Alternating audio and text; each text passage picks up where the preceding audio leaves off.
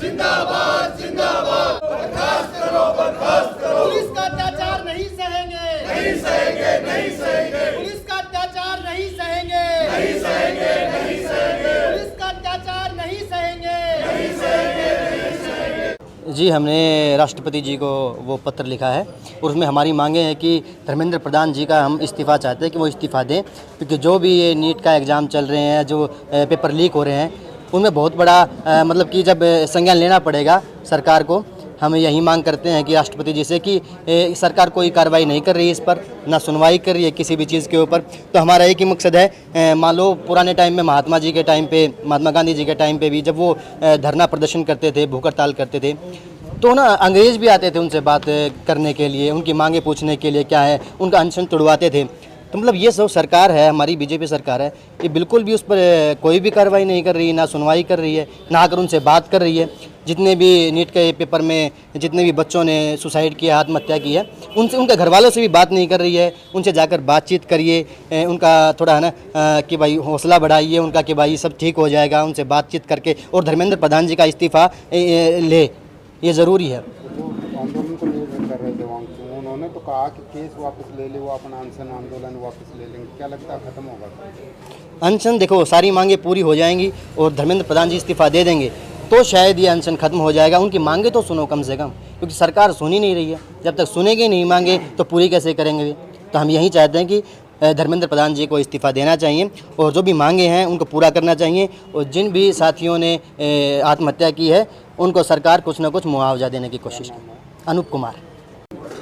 देखिए, आज जो खून से पत्र लिखा गया है वो हमारी महामहिम राष्ट्रपति महोदया को लिखा गया है, और ये युवाओं की एक मांग है जो पिछले 20-22 दिन से आप देख रहे हैं जंतर मंतर पर एक धरना चालू था, जो धर्मेंद्र प्रधान केंद्रीय शिक्षा मंत्री के इस्तीफे की डिमांड करता था और एक फेयर एजुकेशन पॉलिसी की डिमांड करता था। ये आंदोलन आज सिर्फ जंतर मंतर तक सीमित न रह के जन जन का आंदोलन बन गया है। और मेरी आपके चैनल के माध्यम से जितने भी आपके दर्शक हैं उनसे मेरी ये गुजारिश है कि आप इस आंदोलन को सिर्फ एक व्यक्ति तक सीमित मत रखिए। जैसे कि आप जिक्र कर ही रहे थे सोनम वांगचुक जी का, तो अभी ये आंदोलन किसी व्यक्ति विशेष का न रह के समाज का आंदोलन बन गया है। पूरा भारत का युवा इसमें कूद चुका है, और आपके चैनल के माध्यम से मेरी गुजारिश है पूरे भारत के युवा से कि आप अपने गाँव में, अपने शहर में, जहाँ भी संभव हो सके, आप एक ही डिमांड के साथ प्रदर्शन कीजिए, रोस मार्च निकालिए, जुलूस निकालिए, मशाल मार्च निकालिए कि धर्मेंद्र प्रधान जो केंद्रीय शिक्षा मंत्री हैं उनका इस्तीफ़ा हो। और जब तक ये इस्तीफ़ा नहीं होता तब तक युवा को चैन से नहीं बैठना चाहिए, क्योंकि ये उसके भविष्य का सवाल है, ये आने वाले भारत का सवाल है। देखिए, आज दो महापुरुषों की जयंती थी, चंद्रशेखर आज़ाद जी की और बाल गंगाधर तिलक जी की।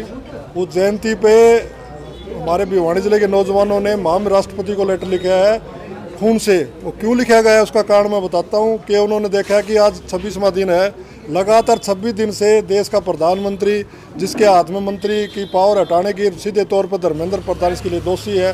नौजवानों की मांग भी यही है, पूरे देश की भावना भी यही है कि पेपर लीक हो गए, जिससे लगभग 25 लाख नौजवान हमारे बेटा बेटियों को दोबारा पेपर देना पड़ा। आगे से किसी प्रकार का पेपर लीक ना हो, इसलिए जो इसके लिए उत्तरदायी है उसको बर्खास्त किया जाए। इसलिए हमने प्रधानमंत्री का इंतजार करने के बाद में जब उन्होंने देखा कुछ भी नहीं कर रहा, तो महामहिम राष्ट्रपति को आज खून का लेटर हमारे नौजवान साथियों ने लिखा है।